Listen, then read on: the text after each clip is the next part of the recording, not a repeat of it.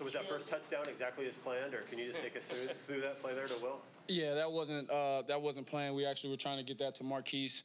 Their defense played a good job of staying on top of him. A guy slipped through there. I was able to, get away from him, and then, really was just playing with my eyes up, maybe get a chance to scramble, and Will popped and made a great catch, went down and scored. Got it started for us. That was awesome. How important was it to start that way with the momentum, the crowd, everything was in your favor to start the game, So important. The league, NFL, you never know when the momentum's going to shift. But anytime you're at home, you want to start out that first drive, you want to go down there and score. And, especially if you get the ball first, because, statistics say that if you don't, wins aren't in your favor. So just going down there and getting the crowd excited, getting the score, getting the momentum, having our defense with a 7-point lead, all of those things, I think, just in a culmination were great. I felt like all those things helped out towards the end of the game as well with the momentum in the crowd. To ESPN after the game, you said they wrote you off, but you didn't write back. What does that mean, and what did this game mean to you in your career with everything you've been through? Yeah, I think when people say what I've been through, I think that's a stretch, man. I'm in the NFL for 10 years. So, to say what I've been through is kind of funny. And then to say, people wrote me off. I just been working. That's what it means by I never wrote back. I don't listen to stuff like that. I just work. I know what I have inside of me. God's blessed me with talent and also a passion and a drive. And so as far as worrying about naysayers, anything like that, I don't get into that type of stuff. People can write you off, but, life's about what you make it. And so I've just been blessed enough to be in the NFL for 10 years and been working my butt off. And it's a team game, and we got to win tonight as a team. What does it mean hearing the fans chant your name after the touchdown, end of the game, the long run you had, just hearing that? Yeah, it just brings me back. I think it's something with those lime green jerseys. It just brings me back to that, that game last year.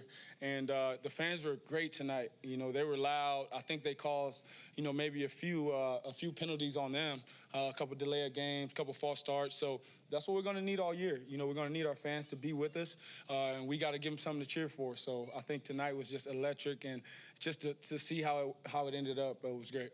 He's been talking up the tight end group all of training camp and preseason. How important was it for them to step up tonight, given the talent on this defense for Denver, particularly their secondary? Yeah, one of our matchups was our tight ends on their linebackers and safeties. And so, you never know who's going to make the play. That's the interesting thing about offensive football in the NFL. It could be a tight ends, running backs, receivers. And tonight the tight ends stepped up, but the receivers played great. Running backs were in the passing game as well. I think everyone contributed to this win.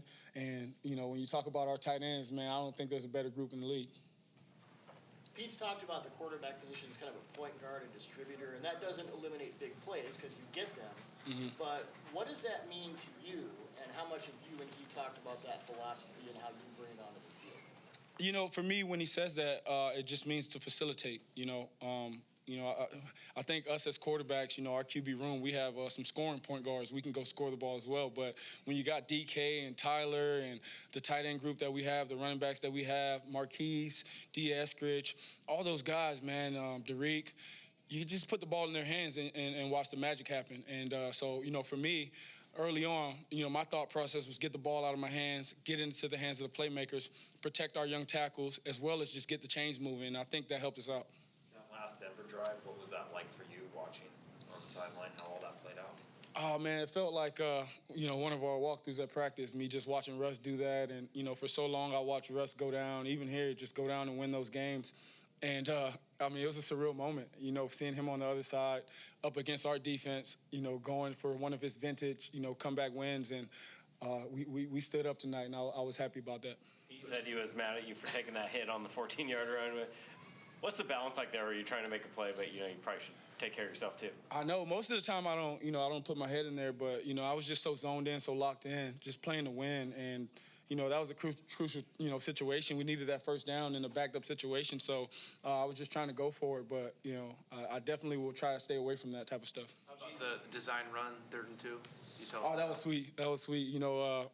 People forget I can run. So, it was sweet to just have that added dimension there. And, the over-under on that play was for 5 yards. So I think I might have, was under on that one. But it was a great play call. Shane did a great job all night at calling terrific plays, kept me in rhythm, and, that one was pretty good. Geno, speaking of being zoned in, locked in, you completed your first 13 passes. I think that's what I counted. Can you just talk about how you just came focused in early on throughout the game? You know, that's something that, I mean, you know, I think it's happened maybe, you know, once or twice. But, you know, honestly, I'm just trying to complete every pass. You know, you call it pass play. You know, you're trying to find the completion out there. And what they were doing was playing, you know, top down and shell defense. So, you know, I had to dump the ball off a couple times, which contributed to that. Weren't taking many shots. But anytime you can get a completion, you know, it puts pressure on the defense to tackle. And so, you know, it was good to start out that way. And, you know, I wish we would have continued it. Looked like you and Russell talked real quick, maybe before the game a little bit. Did he say anything, or you say anything to him? Or? Yeah, just a lot of love, man. I got a lot of respect and love for Russell. Being here with him for 3 years, you know, I learned a lot. Got to know him really well. Got to understand why he is the man that he is, the way that he is, and what makes him special. And Russell will always be my brother. You know, I love him to death, and you know, I just wish him the best. What was it like seeing Marshawn and Sherm and all those guys there today? And it was like a reunion, like a Seahawks reunion out there. And, you know, Marshawn and those guys are always around. You know, Sherm comes out to practice. He helps out with the DBs. And I think that's the special part about this place is that you have, you know, guys like that coming back. And they really feel like this is a family, like this is a place that they can always come back to. Coach does a great job at that. The organization is special in that way. And I think that whenever those guys are around, it just, you know, brings good mojo. Send me Roach off and then right back. How long you been sitting on that? That's off the dome right there. That's straight bars off the dome right there.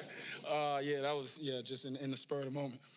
That second touchdown where you feathered it over the linebacker, was that your first read, or what was the overall design of the play and how you went there? Yeah, he was the read. You know, we had a couple, you know, I'm not going to tell you all the plays, but he was in the read. And, you know, the way they played it, the safety ended up vacating the post. And then the linebacker had to, you know, basically carry the seam. And, you know, there was really no one back there. So I had, a good spot back there that I could find with him. And Kobe's a 6'7" tight end, so you really can't miss him if you put it high. Geno, the offense was humming pretty well in the first half, but seems to dry up a little bit in the second. Any thoughts on that? Yeah, we got to be better in the second half. You know, that's all I was thinking about, honestly. It's like, you know, I felt like in the second half, obviously their defense, give credit to their defense, they stood up and played well. But we got to finish games better. You know, it was great to get a win. Our defense went out there and did what they had to do. But we could have put up more points and, you know, given ourselves even more cushion to have a better shot in that game. What do you think this win says about what the 2022 Seahawks can do this year? You know, it's one win. It's one win. We can celebrate it tonight. We got a short week. We got to get ready for a division opponent in San Fran. And, you know, we're happy. You know, we feel like we can win a lot of games if we play like that, complete team football. But for me, it's just one win. It's just one game, and we got to be ready for 16 more. We asked Pete Carroll if this was a validating feeling. Do you feel validated? Not at all.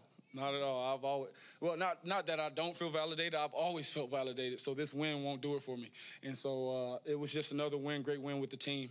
And, you know, I love the way our guys stood up. I love the passion we play with. And we just got to keep that going. Thank you, Geno. Thank you. Thank you.